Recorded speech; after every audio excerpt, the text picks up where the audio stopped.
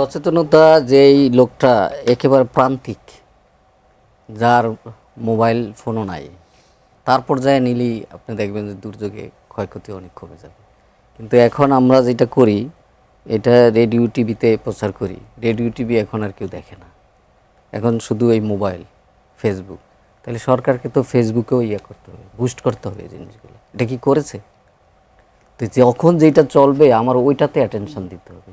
এখন এইটা হলো এই যে সবার হাতে হাতে, আপনি দেখেন সব প্রান্তিক লোকের হাতেই কিন্তু সতর্কবার্তাও আপনার ফেসবুকে আছে, কিন্তু এটা তো আসে না, এটা ওইভাবে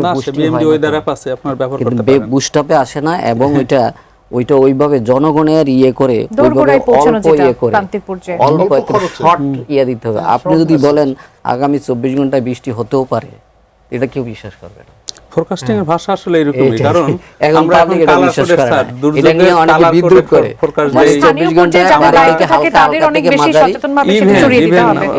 এই বিদ্রুপটা করি আমরা কিন্তু এখন কালার কোডেড ফোরকাস্ট এবং কমন অ্যালার্ট প্রোটোকল জারি করেছি সকল স্টেকহোল্ডারের জন্য। সুতরাং এটা ভেরি ফাইন, বাট এটাকে অ্যাকশনেবল করতে হবে, সরকারকে রিকগনাইজ করতে হবে যে এটাকে রিকগনাইজ করতে হবে। গ্রাহক আছে, তার মানে আমি 90% গ্রাহকের কাছে মেসেজটা পৌঁছাতে পারবো। এই যে আমি যে মোবাইলে মেসেজ দিই তাও হবে না, ফেসবুকে বা এই যে সোশ্যাল মিডিয়া যে এগুলাতে দিতে হবে, গ্রুপে দিতে হবে। হ্যাঁ, দিলেই তাইলে তারা হবে। আরেকটা হলো এখানে সচেতনতার ক্যাম্পেইন করতে হবে।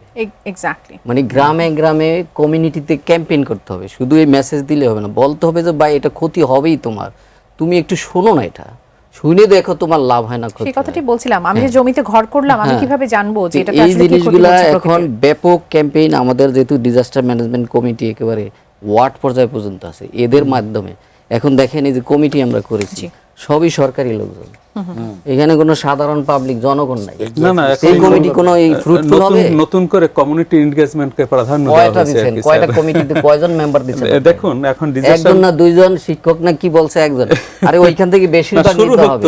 একজন মেম্বারকে কি মানে দেশে একজন সাধারণ ইউনিয়ন কাউন্সিলর ইয়াকে মানে? দায়িত্বশীল জায়গায় যারা আছে তারা তাদের দায়িত্ব কিভাবে পালন করছে সেটা একটা বিষয়।